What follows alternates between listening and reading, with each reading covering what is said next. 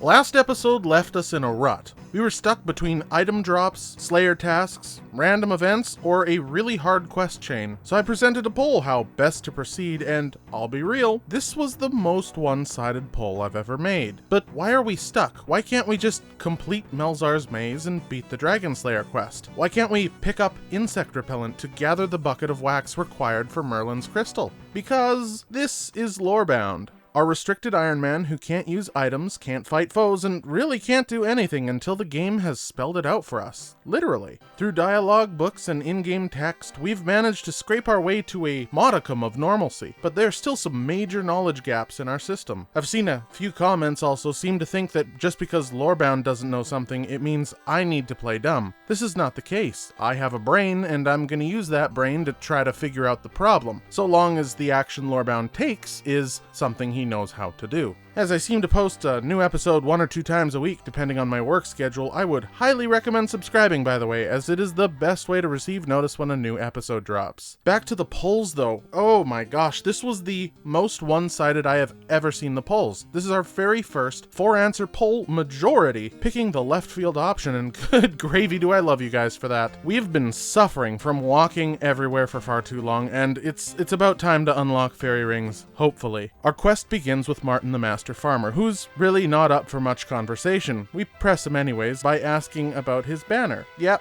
that one. He apparently is a member of the Group of Advanced Gardeners, and they're currently concerned about their declining vegetable production. Yes, manning our way forward in the conversation. Yes, of course there's a harvest reduction. Marvin asks us to get to the root of the problem, and to rectify it. He suggests speaking to the other gardeners in this troop here, considering this is the first time we've ever spoken to gardeners as well. This could be a great chance at unlocking farming. Elstan thinks it's a lack of rain. Heskel, the insects. Elaine thinks it's the adventurers themselves. Dantera thinks it's the seasons, and Elena, finally one of reason, thinks it's all fairies, as they control all of those things. Clearly there's something wrong in the land of fairies Zenaris. But what about farming unlocks? Well, Elstan teaches us the concept of letting gardeners watch crops for you, and teaches us about applying compost to patches in order to reduce disease and increase yields. Heskel teaches us about the bitter-capped mushroom patch in Mauritania, which can grow fungus. I then realized by the repeated answers that the gardeners have a random advice tree, so Heskel ends up actually teaching us quite a lot more. Baskets can be used to store fruit. Fruit trees can be grown in Catherby, Brimhaven, and Gnome Stronghold, and the Farming Guild. Hops, already unlocked thanks to the cooking tutor, can be brewed in both Keldagrim and Port Phasmatus. Oddly enough, by misclicking the pay option, Heskel mentions planted saplings, and the act of planting them. Oh, here's another good one. Tree seeds must be grown in a plant pot of soil, then transferred to a tree patch. Belladonna can be grown in the Drainar Manor patch. Super compost. Okay, there's a great unlock. And there's rotting items as a concept. Cool, we can always verify what kind of compost it makes by using the items on her. Also nice. There's a sack use, holding different vegetables. Plant pots can be used on an empty patch, so long as we have a gardening trowel. That's a new unlock and an important one. Pruning diseased leaves via secateurs. Oh wait, does this mean we can finally prune those little walking ent random events from the woodcutting rework? Oh, and follow-up, curing disease using plant cure is also pretty big, as it would suck to watch a crop grow and then just have to wait for it to die. That would be awful. More patches for vegetables, hops, and flowers, and the concept of watering to reduce dying plants. Elena talks about the various farming areas and how we can make plant pots ourselves. It seems some core concepts are still missing to us though, namely how to rake, how to plant seeds, and the seed dibber is also quite absent. And while I'd love to tie the name of a seed to its respectively fully grown item, I feel like once we unlock the Farming Guild, there's a much cooler way of actually unlocking these things, specifically the crops. So for now, willow seeds are going to be a high priority target for us as it's the only tree we can grow, as well as certain basic seeds that were mentioned in episode 8. Oh, the Tool Leprechaun! Why haven't I spoken to one of these guys before? Okay, complete list of farming items. Let's just throw away my gripe from before.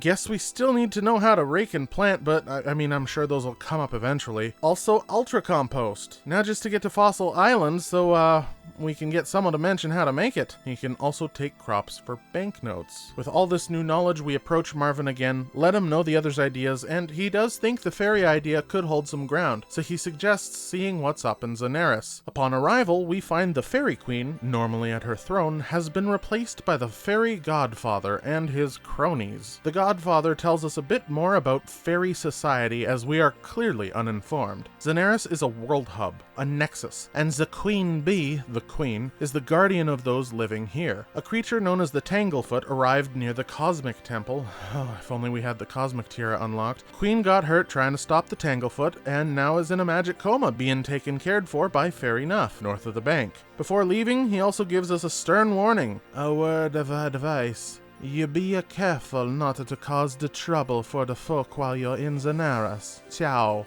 Aha, so, fairies are Italian. That's my takeaway. Irish are leprechauns, Italians are fairies, humans are obviously British here. So what does that make ogres and trolls? Fair enough. Happy to have some help, not so happy that we're an adventurer, warns us of speaking ill of the Godfather, but also brings the problem at hand to light. The Fairy Queen's magic power was drained. Fair enough, put her in a state of temper fugit to slow down time while we work on a solution. Xandar Horfire is an expert in magical illnesses, so Fair Enough thinks he'll be able to give us a hand. Nuff gives us a list to give him and tells us of his location, the Dark Wizard's Tower west of Falador. All the way at the top of the Wizard's Tower, we find Xandar, who is generally a dick. But it seems with one mention of Fair Enough, this man flips a 180 in personality, and not only unlocks otherworldly beings for us, but upon giving him the symptom list, he concludes that it was indeed magic drain, explaining how, unlike humans who have souls, a fairy's life force is almost entirely pure magic. The Tanglefoot does seem to be the root cause. To kill it, Xandar suggests seeking out Malignus Mortifer, just north of Port Sarim, as he himself once fought a Tanglefoot. Walking to him, I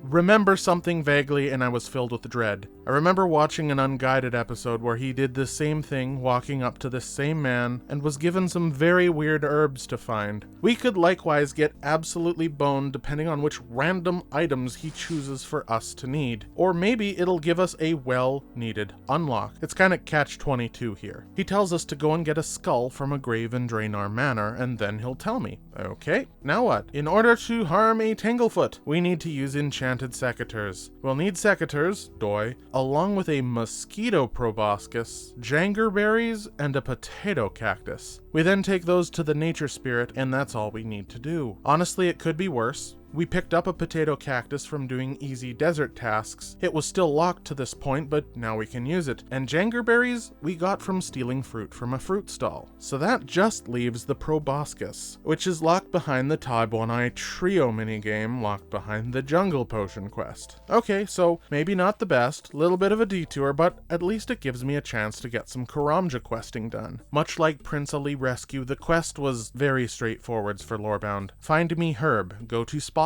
get herb, repeat. Besides this run-in with a harpy bug swarm, the quest went off without a hitch, and honestly, from a story perspective, it's rather a nothing burger, so I'm going to skip through this, really. He needs a potion to commune with his gods to persuade the other tribes people to return to the village. We get the herbs, he does the thing. Quest complete. Now, the Tibonai trio minigame is a lot more interesting, especially in terms of whether Lorebound can and cannot participate. Gabuti runs a shop, which earns him some trading sticks. Oh crap, tribesman. Okay, and that poison is horrid, and we have no way to prevent it. Teleporting to Ardoin, awaiting death, oh no, wait, I can't miss this. Someone mentioned the beekeeper outfit might be usable to harvest the bucket of wax instead of using insect repellent. We have 1 health, holy shoot. Has anyone died in a minigame before? Cause we're about to find out. I'm gonna hurry just in case. Okay, well, we got the beekeeper hat, and I've never seen the poison counter go into the negative before. Did I just become immune? Am I immune to poison now? Oh, nope, there it is. Okay, just don't mind me picking up my own corpse. Alright, I've had enough of poison, and I need a solution, and one of you may have actually given it to me. The wise old man, someone I thought I went through all of the dialogue trees for, had a topic of poison and how to survive it. Potions to cure poison seems exactly like the prompt that we initially missed in order to unlock ourselves the anti-poison potion. And while we're here, the concept of of applying poison to daggers, arrows, spears, javelins, throwing knives would also be quite helpful. Anything else we might have missed, old man? Ah, yes. I forgot. This is 100% talking about Saradomin's strike. There isn't a doubt here. Spending an excessive amount on anti-poisons at the Karamja shop, we head back to the Tibonai area. This mother trucker, right on cue. Fine. Behind the table you go. Poison got nothing on me now. Gabuti tells me that by doing odd jobs around the village, or by selling to him, we can earn trading sticks. It seems that gnome cocktails are a particular interest to the locals, thanks to the glider gnome having introduced them to the flavors of alcohol and fruit. He thankfully gives us a bit more guidance as well, suggesting we talk to Merkeli by the hardwood grove to learn more about what kind of work needs to be done around the village. He suggests cutting away at the jungle. A name drops a machete, and we can use thatching spars to repair the rundown village fence. Jimenez has a standard variety of machete, and Gabuti has some deluxe versions. Safta Doc might also be able to help us procure some as well. Asking him about the jungle, he differentiates the easier and tougher varieties of jungle to cut. Among the jungle, many dangers and treasures lie. Specifics, please? No? Oh, good. Okay, so we can find out more by talking to Sharimika. Will do, Merceli. Checking with Safta Doc first, it seems like we need to do some work around the village before talking to him. Jungle slashing from Sharmika, the crash course. This is perfect for Lorebound. To start, we have spiders, the jungle variety, which can be cooked and turned into a meal apparently. His wife knows more about that. I will keep that in mind. Snakes. Poisonous, but can be used for their hide. Good, we now have some route to some better armor. Or at least the method to make it and the ingredients. We still need the name drops and the armor pieces though. Oh, giant mosquitoes. Perfect unlock for us considering we need that proboscis. Tribesmen. Good to know we can finally fight back against these guys. And this is unmistakably Brudu victims. Too bad there are 3 variations. Oh, okay, well, way to cover your bases, Sharimika. Green skin tied to poison, and the yellow and pale-skinned variations exist as well, but little is known about them. Thank you, Sharimika. But wait, there's more! Strange plants. Useful part buried underground. This can only be the gout tuber. I'll say this can unlock us getting it on the rare chance of us digging one up, but it's not really usable yet. Oh, okay, and there's the gem rock. Unlikely to unlock the gems themselves, but at least we can collect them until we do unlock them. Mama Buffeta, you got the lore on the spiders, don't ya? Yeah, you do. Skewer them on a suitable stick and roast them on the fire. Skewer sticks can be made from thatching spar and a machete, or I can use an arrow shaft as a one-time skewer. So that is spider on a stick and spider on a shaft unlocked. We head back to base, gear up with a pick and a spade just in case, and head back to Tibonai. We snag a standard machete from Jimenez and set our sights on some jungle. The minigame is notoriously a bit on the long side, so let's just go over some of the exciting parts. Our first jungle clear nets us no enemies, but a gem rock, and it gives us one of every single gem. Too bad they're still locked. Our second jungle, okay, perfect, a mosquito, and there's the proboscis drop. One detour was all we really needed in the end. I built a bit of fench from the remaining thatch before loading up on our nature spirit run. Oh, you've gotta be joking me. We forgot how ghosts speak. Walk of shame.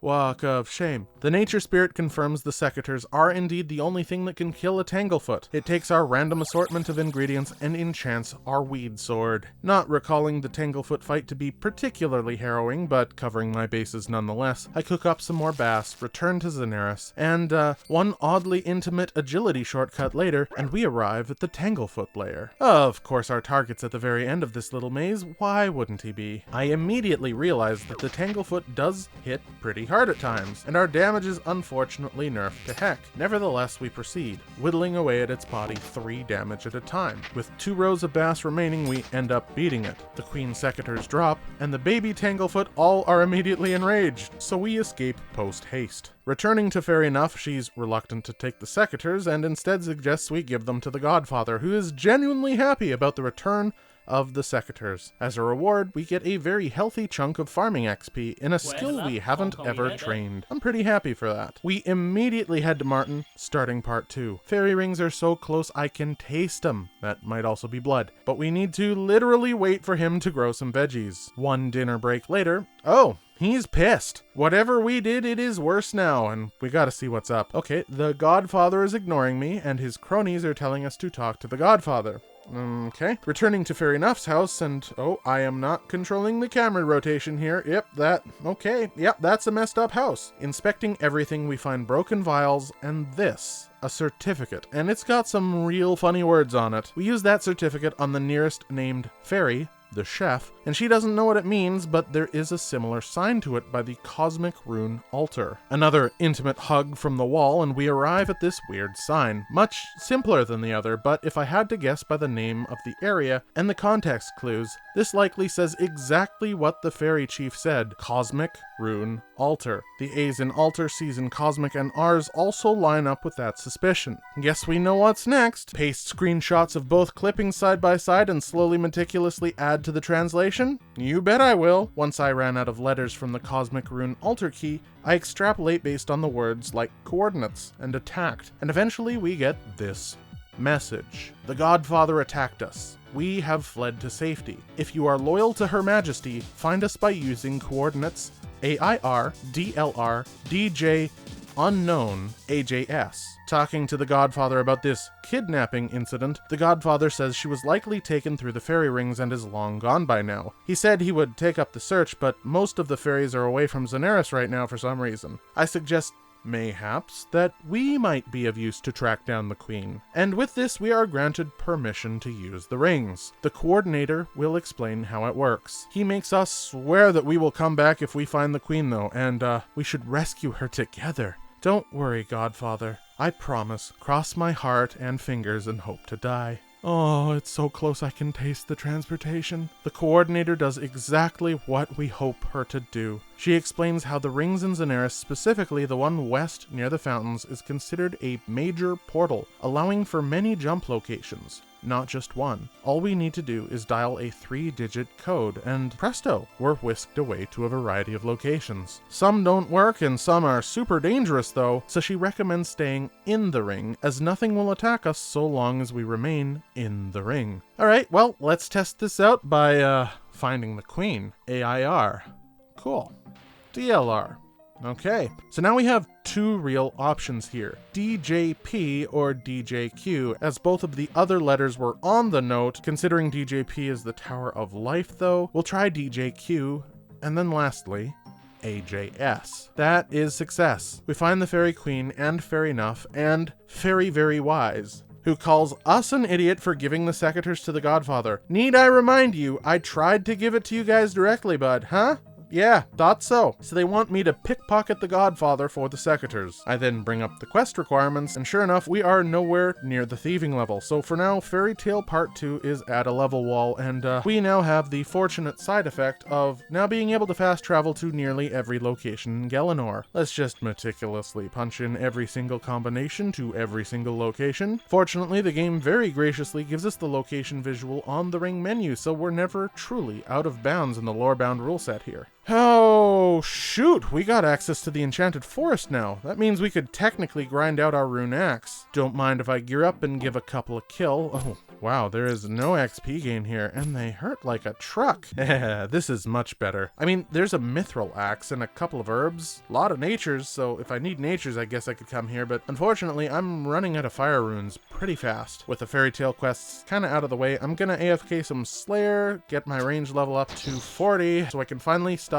using this bronze crossbow. Huh, okay, and steel boots, didn't know they came from here. Anyways, this AFK time also gave me a good amount of time to read and respond to some more comments, and we got some really helpful ones, and we're gonna go through a few of my favorites. Many of you also did post the same thing, and I appreciate all the comments, and I can't post them all. There's a lot, so the quickest goes the spoils today. Daniel R. Hook mentioned that once we get past the rats in Melzar's maze, we can read something called Melzar's Notes, as it mentions a bunch of his experiments. Sturl500 says Zanuck in the Death to the Dorgashun quest can teach me about specials. This might be worth a detour if our quest points still need a massage for beating RFD. Macavan was the comment I mentioned a little earlier about the outfit, as there's a chance we don't need it. Apparently using the full Beekeeper outfit from the random event has the same effect. And we can unlock that. So, we've got a backup, people. Tate GB says vampires drop black axes. Problem here, while we've seen vampires in dialogue, no specific vampire was mentioned. Feral, juvenile, juvenate, firewatch, as we're gonna pull this concept to determine what a base vampire really is, and this is going to extrapolate throughout all of the Slayer tasks, so this poll is pretty important. Tempera, again coming in clutch, verifying the Melzar's Maze notes are found in a bookcase, specifically mentions the Lesser Demon and the zombie rats as well. Ancient Flare goes on a syntax Google search, never heard of that, but it's pretty intense. Finding the word minigame only occurs in 2 scenarios. One while wearing a phoenix necklace while entering Barbarian Assault, or from trouble brewing in a PvP world. Okay, so it looks like we got at least 2, albeit out of the way methods, in order to unlock our minigame teleports. And there's our 40 ranged. Time to quickly swap out our crossbow to our unlocked U short bow, and let's just buy a whack of steel arrows, our only unlocked arrow type, and get right back into it. Oh wow, this went from a slow grind to perhaps the fastest DPS we have. Look at those hits. They are so fast. Oh, another clue box? Oh, shoot, the clue box update is out already. Okay. It's interesting to see if the scroll boxes include the existing open scroll or just the scroll boxes. Okay, it looks like the open clue does count.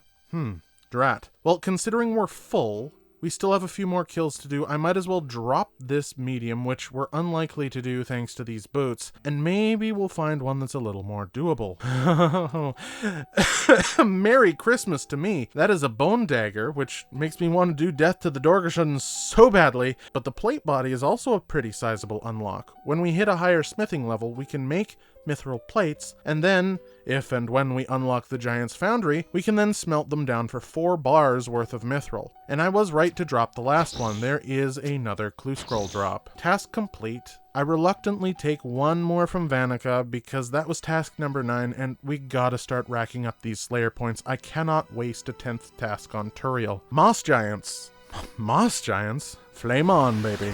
Flame on. 40 magic comes quite quickly, as does 1 mossy key, a collection log item. And okay, another poll, another big poll. Bosses that are unnamed but count as a Slayer task kill, for example, Bryophyta, on a Moss Giant task, should they be killable? He is technically just a named Moss Giant after all. With the 40 magic, I am happy to say I took glee with putting on my pure white mystic boots. Feels pretty good to actually have a wearable magic armor. Please ignore that. 10th task in a row complete, we head to Turiel hoping to squeeze out another rat or zombie task. And for some reason, I didn't actually record what task I get, so I will re-get task in order to bring up the notice. Yes, that is 19 zombies. We got 19 chances to beat this thing. But before that, another thing cut from my footage because sometimes the record button just goes womp womp, is yes, when we asked for tips, Turiel, and now in the second clip, Vanica specifically says that there is a spell specifically made for fighting the undead. The only spell that these guys would know about that they're talking about is Crumple Undead. It's a weird one, but I will take anything we can get. Holy shoot, this episode is getting a little long, so I'm gonna have to cut it here. I'm gonna say no directional poll is required because we're gonna try to take on Dragon Slayer and clean up a few things, but the other polls should keep you occupied for the time being. I am already script writing for the next episode, so so long as work doesn't overload me, these episodes should be out sooner rather than later. Thank you so much for watching, and I hope you're having a wonderful day. Toodles!